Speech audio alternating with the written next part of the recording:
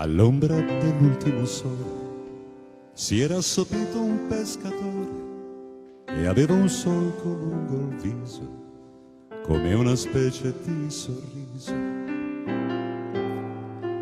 E nella spiaggia un assassino, due occhi grandi da bambino, due occhi enormi di paura, erano gli specchi di un'avventura. La la la la la la la la la la la la la la la la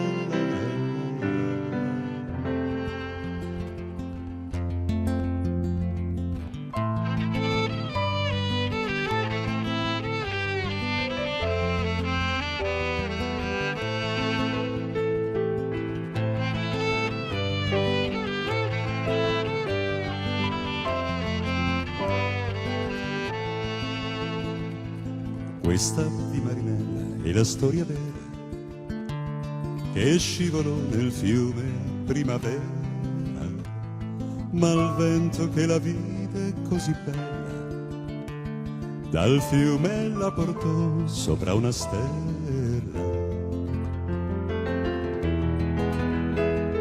Sola senza il ricordo di un dolore, vivevi senza il sogno di un amore, ma un re senza corona e senza scorta bussò 3 volte un giorno alla tua porta.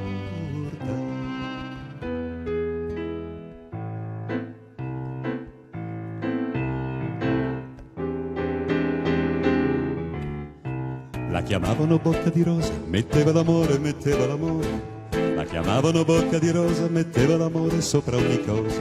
Appena scesa alla stazione del paesino di Sant'Ilario, tutti si accorsero con uno sguardo che non si trattava di un missionario. C'è chi l'amore lo fa per noia, chi se lo sceglie per professione. Bocca di rosa nell'uno e nell'altro, lei lo faceva per passione.